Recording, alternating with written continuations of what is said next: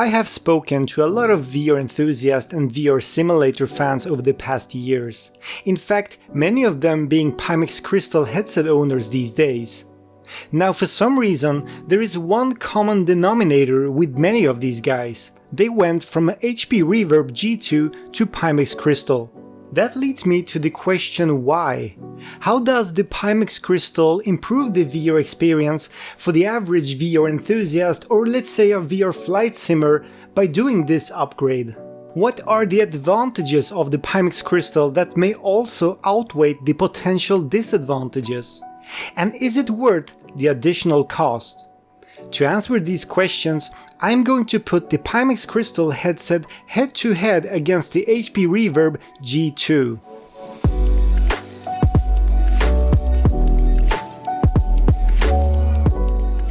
Welcome back everyone, it's Martin from Pimax.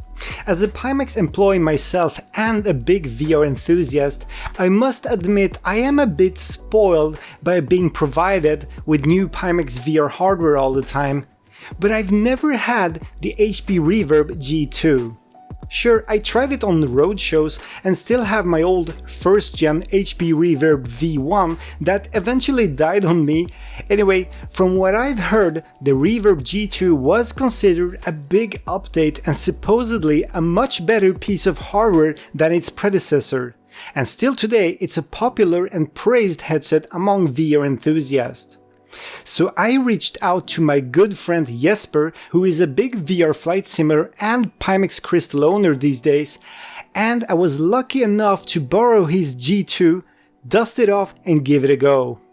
Now I know what you're thinking. I work for Pimax, supposedly I get paid to promote the Pimax Crystal, so I'm biased and cannot be trusted, right? But wait a second. I spoke to my boss and I demanded that the main condition of making this video in the first place was to have free hands, being totally unbiased and objective. I simply want to share my personal opinions as a VR enthusiast and a big VR flight simulator fan. Having said that, where do we begin? Despite completely different form factors, these two headsets share a lot of similarities. Both the Reverb G2 and Crystal uses inside-out tracking, so no need for additional equipment such as base stations or lighthouses and third-party controllers. They're both PCVR compatible, connected through DisplayPort and USB cables, so they equally require a PC and somewhat a powerful one to run games and simulators at a reasonable frame rate. Sure, Crystal do have built-in standalone AIO or all-in-one mode, but that's a topic for another video. Either way, because of these similarities with tracking, bundled controllers and no need for base stations, and the fact that both headsets strive for optimal image quality, it's clear that the Pimax Crystal would be the obvious choice of an upgrade from the G2. These two headsets are also both specifically well suited for seated VR experiences and highly popular for VR flight and racing simulator, where image quality and resolution are key factors. Sure, you can buy them to exclusively play Beat Saber, but really, it's like buying a Lambo and use it for grocery shopping rides. Anyway, I don't want to make this video an hour-long snooze fest, so without dragging this out and instead of doing a full-blown review, I will mainly focus on the most important aspects or selling points that a VR enthusiast values the most. And I will give you my thoughts after 2 weeks of persistently swapping between both headsets, mainly testing flight simulators but also some casual VR games. The aspects I will focus on are color reproduction and accuracy, brightness and contrast levels, screen resolution and refresh rate alternatives, optical image quality including clarity and differences in sweet spot, the field of view of course, modularity with additional accessories, overall performance as well as comparison of the headset's bundled software. As you can tell, I left out a few things from my opinion, such as comfort and the build quality. That's because I think those two are highly individual aspects entirely dependent on your unique personal preferences and needs. I recently made a video about crystal comfort, pointing out its strengths, weaknesses and ways to improve it, but since we're all different human beings who value comfort according to our own personal standards, I'll leave out my opinion on this topic and let you decide for yourself. As for build quality, these headsets are completely different looking units. Some people may love the design of the Crystal, others may strongly prefer the HP Reverb G2. Nonetheless, both headsets are packed with great technology inside, and for a hardcore VR enthusiast or VR simulator guy, I can assure you that the internals and the performance is what matters the most.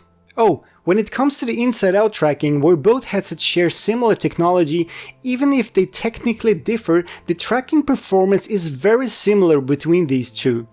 I won't go deeper into this topic, but worth to mention is that the biggest advantage here, I would say at least, is that if you prefer to use Lighthouse-based SteamVR tracking together with the Valve Index Knuckles or the HTC Vive's controllers, you can do that with the Pimax Crystal Lighthouse faceplate. This is an optional accessory that you can order from the Pimax store and quickly attach it to the Pimax Crystal to use base stations or lighthouses together with compatible third-party controllers. This option is not possible with the HP Reverb G2. Anyway, let's dive into the geeky stuff. The panels of the HP Reverb G2 are based off the LCD technology, while the Pimax Crystal houses QLED panels with local dimming. And the difference is quite obvious. Being honest and potentially also sounding biased, it was hard to go back to the LCD panels in VR.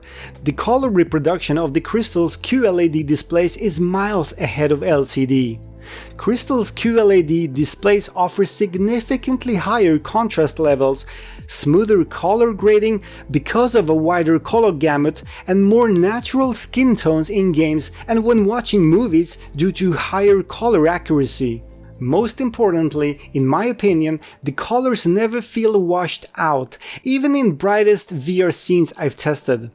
This is largely thanks to the Crystal's built-in active local dimming, which helps to dramatically improve the contrast ratio between the bright and dark parts of the image. This is done by dimming or completely turning off specific backlight zones on parts of the image that renders dark or black areas and objects. My experience with the HP Reverb G2's LCD panels gave me a reminder of how much the panel technology has evolved these days. Going back to virtual reality rendered by LCD screens, the colors just looks pale, too dim and somewhat inaccurate due to the limitation of its technology. And the difference gets even bigger in darker environments, with Crystal sitting in a cockpit of a flight simulator airplane, flying at night over a big town with city lights is mind-blowing in comparison to the experience you get with LCD panels, and that's a massive step up. QLED contrast levels, when combined with local dimming, are insanely efficient on handling dark or black areas together with bright elements, just as the other way around. While the city lights together with cockpit gauges and buttons are kept illuminated and bright, the surroundings are basically pitch black, just like your eyes would catch the view in real life. The LCD panels of the HP Reverb G2 are maybe its weakest points. Black and dark scenes always feels kinda grayish and washed out and somehow unnatural. Due to the limited contrast levels and weak color reproduction by the HP Reverb G2's LCD displays, the headset really falls short in this regard. It's quite immersion breaking, especially when viewed side by side with the QLED panels. In comparison, the Crystal basically gives you that impressive feeling of an OLED TV with true black levels. The blacks are just black. Or, well, almost at least. It's not perfect and some light blooming or backlight bleed can be visible depending on scenario when black environments are combined with very small bright objects, especially when local dimming is used, and I think that's a topic for another episode. You're probably familiar with Mura effect, that looks kind of like a fine grainy mesh that covers the entire screen, almost like some sort of filter applied to the panels. The grain stays static as the image moves, and it's usually more obvious in dim scenes when looking around, or let's say gazing at clouds up in the skies. This is something that every single panel technology suffers from, at least to some degree, and while Mura isn't fully eliminated on the Pimax Crystal QLED displays, it's clearly less apparent than it is on the HP Reverb G2 LCD displays. That could be an important factor for flight simmers that often complains about this effect. Furthermore, I realized the peak brightness levels and overall perceived panel brightness are also aspects that makes the Crystal take the edge over the G2. In daylight environments such as the SteamVR home default environment, the sky and surroundings are noticeably brighter and feel more alive or realistic.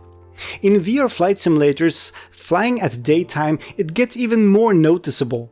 I guess this is partially because aspheric glass lenses of the Pimax Crystal can transfer more light than plastic Fresnel lenses of the G2. I also suspect that the difference in visible screen door effect and the choice of lenses both adds into the equation of perceived brightness, but I will get into these topics in a moment. All in all, the QLED panel technology, especially when combined with local dimming, is superior to the LCD panel technology. I'm currently working on an in-depth video about the Pimax Crystal's QLED displays and what they offer more in detail, but in short, there is no doubt that the Crystal clearly wins over the Reverb G2 in terms of color reproduction, contrast, black levels and brightness levels overall. Alright, now let's talk about the display resolution, image sharpness and clarity, potential screen door effect, and what an upgrade from the HP Reverb to the Pimax Crystal can offer to a VR enthusiast. Honestly, this part surprised me. Going back in time, I do remember comparing my old HP Reverb V1 to the Pimax 8KX and the drama caused in the VR community by this video, where owners of each side claimed their headset had more clarity and less screen door effect than the other brand. I can admit that the difference back then was minor, if any, as both the 8KX and the HP Reverb V1 offered a higher resolution than any other consumer VR grade headset at that point in time. But today, when instantly switching between the HP Reverb G2 and Crystal, looking at the identical VR view in the headsets, the comparison feels a bit unfair. On paper, the G2 LCD panels have a resolution of 2160 x 2160 pixels per eye, while Crystal QLED panels offers 2880 x 2880 pixels per eye. Maybe I'm bad at math, but when looking at the official specification numbers of the resolution difference, it might seem like a minor upgrade, right? When doing a quick calculation though, you realize that the total number of pixels is nearly the double compared to the G2. That's a pretty serious upgrade after all. And then, when you get the chance to try the G2 and Crystal side by side, it turns out the math doesn't make any sense, because the difference feels even bigger. Crystal's sharpness, details and clarity is just on another level than what G2 owners are used to. I know I sound biased again, but I just can't help it, and I was not expecting this really. Doing through the lens captures of videos and photos will never do this justice. Believe me, I tried, just as many others did too. Yes, we can indeed see that the Crystal is sharper than the G2 and renders a high resolution image, but the clarity your eyes are enjoying at those high resolutions cannot be captured by a camera. While doing flight simulation, the enhanced resolution adds not only a far more details at distance, sharper gauges in your cockpit view and more easily readable flight charts, but also a VR view completely free of screen door effect, which looks way more realistic. The screen door effect, or the visible pixel pattern, is completely gone with the Pimax Crystal, which is not the case with the HP Reverb G2, even if it does have a very high resolution too. Now let's talk refresh rates. Currently the Pimax Crystal can offer up to 120 Hz in refresh rate with native panel resolution. so you get not only a sharper, clearer and more detailed image, but also a smoother VR experience. Well, at least if your PC can handle the high frame rate in games. Having said that, there is nothing wrong with running at 90Hz refresh rate with VR flight simulation. In fact, many people even prefer to go lower, such as 72Hz or even lower, preferably by also running motion reprojection to keep smoother frame times. That's why a 72Hz mode was recently added to the Crystal, apart from the already existing 90 and 120Hz modes. Worth to mention is that while HP Reverb G2 do support 60Hz, it does not have a 72Hz mode nor a 120Hz mode for that matter. If your PC can handle your favorite flight simulator or racing simulator in 60 frames per second or higher, there's also another option running it on the Crystal. You can run it at 120Hz with smart smoothing and frame rate capped to 60 frames per second, which is half of the refresh rate of course. This approach will give you a smoother experience and will be more convenient for your eyes thanks to the higher refresh rate. And then we have the lenses, the HP Reverb G2 Fresnel plastic lenses versus the Pimax Crystal Aspheric glass lenses. I'm more confident than ever to claim that the Aspheric glass lenses are the right way to go in VR, at least until there is something better out there. First off, the Reverb G2 lenses do introduce quite an amount of glare and God rays, which Fresnel lenses naturally are suffering from. Sure, it's mainly a problem in dark scenarios with high contrast scenes, but that's what flying an airplane at night is about, and I do that quite often with Microsoft Flight Simulator and Digital Combat Simulator. Then we have the sweet spot. Briefly explained, sweet spot is the area in the middle of the lens in which your eye pupil needs to be in order to get a clear image. Having a larger sweet spot makes it easier to position the headset in a way that gives you the clear image you want, and it reduces the risk of image blur if the headset slightly shifts around on your face while moving. Unfortunately, the Reverb G2 does have a very narrow sweet spot due to the Fresnel lenses. I did some research online and found out that many Reverb G2 users are struggling with this. It's outright difficult to find the sweet spot. And when it's finally found, only the center part of the image stays clear, while the rest of the peripheral view show a significant amount of blur. Well, I have the same problem, and maybe it's because my IPD, or the distance between my pupils, is 69.5mm, which is above the limit of what the HP Reverb can handle through hardware adjustments, while further adjustments can be made in software. And I did try correcting this with the software, but it didn't really solve my issue. Using the Crystal, however, sweet spot is basically a no issue. Thanks to the custom Aspheric glass lenses, I think 9 out of 10 attempts to quickly put the Crystal on my head results in immediately pinpointing the sweet spot, giving me a desired sharpness across the view with almost perfect edge-to-edge clarity. This is one of the big strengths of the Pimax Crystal lenses, as it allows for high clarity not only in the center spot but across almost the entire field of view. I think the clarity of the HP Reverb G2 is one of its biggest weaknesses. I mean, there's nothing wrong with the panel resolution, but the optics do not make the panels justice. At least for me personally, I could never achieve full edge-to-edge clarity with the HP Reverb G2. After endless efforts of adjusting the headset, the edge blur was always there distracting me, and it's not only at far edges, but way more into the peripheral view that I'm used to. I know that my opinion and my issues probably won't matter for the person who is currently satisfied with the Reverb G2, but due to the lens design, I suspect that if the same person upgraded to a Pimax Crystal, it would noticeably or even dramatically improve the sweet spot and clarity for that same person, regardless of the IPD value.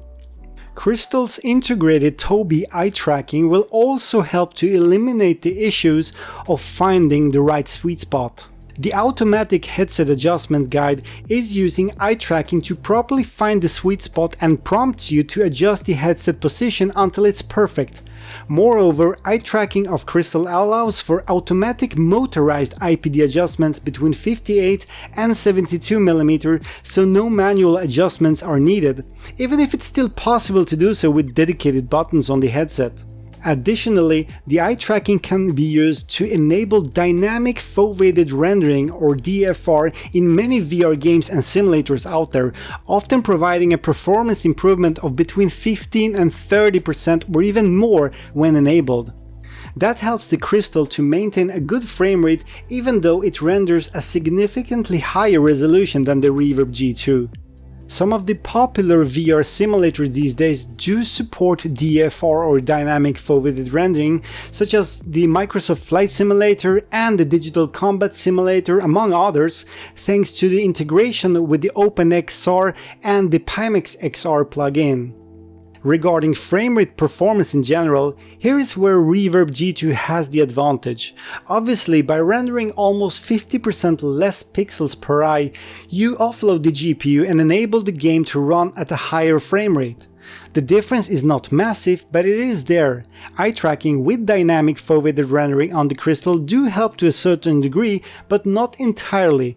So when going from the G2 to the Crystal, you may need to lower some graphical settings or the native render resolution of the Crystal to achieve the identical frame rates that you're used to with the HP Reverb G2. You may wonder why we have so far skipped the comparison of the field of view. Well, we haven't. But the problem with measuring the field of view in VR headsets is that it can vary a lot from person to person. The field of view I get is not necessarily the exact field of view you will see whether you use your G2 or the Pimax Crystal. Bear in mind, I'm using the first version of the HP Reverb G2 for these tests, the V1. Unfortunately, I don't have access to the second HP Reverb G2, the V2 version, which uses a new face gasket that puts your eyes slightly closer to the lenses, which supposedly can increase the field of view by a few degrees. And I also want to point out that the field of view values I'm about to present are my own individual values, measured with the Test HMD application. These might differ from the official stated values, and since we're all individual human beings, your results may vary from mine. Anyway, I measured my Crystal field of view to be 100 degrees on the horizontal side using the standard included 35 ppd Aspheric glass lenses, while the Reverb G2 gave me between 88 and 90 degrees horizontally, which does give another advantage to the Pimax Crystal. Vertically, the Crystal 35 ppd lenses renders 98 degrees for me, while G2 does 86 degrees. Since I'm currently also testing the soon-to-come wide field of view lenses for the Pimax Crystal, I thought it would be nice to add them into this comparison. With the wide field of view crystal lenses, I get 112 degrees horizontally. Now, this is a significant upgrade over the Reverb G2. Additionally, the better edge-to-edge clarity of the Crystal further adds into the perceived field of view, where the outer peripherals are significantly clearer and sharper. As I mentioned earlier, there are many similarities between the Pimax Crystal and the HP Reverb G2. The initial setup of the headsets and its software feels rather similar if you ask me. With both headsets you need to download and install dedicated software that must be running in the background. Here's also where you can apply most of the changes of settings and adjustments to the headset. The Pimax PC client may look different to the mixed reality portal provided by Microsoft for all their Windows mixed reality headsets, and the Pimax PC client also have more advanced settings available to customize your experience.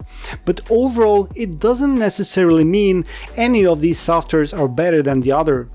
Personally, I am a fan of more customization and possibilities, so for me the Pimax PC client takes the edge. One thing to note is that the Windows mixed reality drivers and software hardly gets updated nowadays, while Pimax frequently keeps updating the software with improvements and also new features. Furthermore, let's talk accessories. The Pimax Crystal do support a wide range of additional accessories thanks to the modularity. For instance, you can use the separately sold Ultra Leap hand tracking module with the Crystal. Hand tracking is in fact supported by many of the popular flight simulators out there, including Fly Inside Flight Simulator, IL-2 Sturmovik, Digital Combat Simulator, and even now also Microsoft Flight Simulator, either officially or by custom mods and tweaks.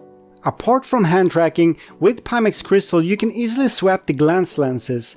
As we already touched this topic, we know that the upcoming wide field of view lenses is a great accessory thanks to the Crystal's modularity, and this is something the G2 just cannot match.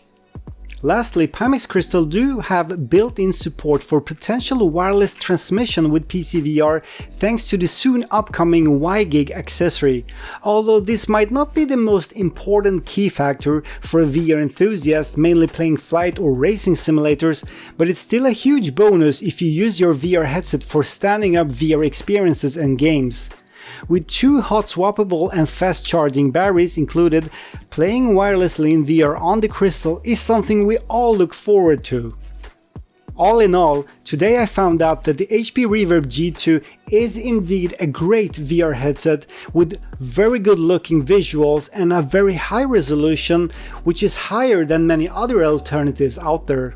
I'm not surprised this headset got so popular when released and why so many enthusiasts and VR simulator fans got hooked. Especially considering its relatively low price. As a VR enthusiast myself, I do think it's a great option for people on a tighter budget that simply wants more than the mainstream VR headset can offer.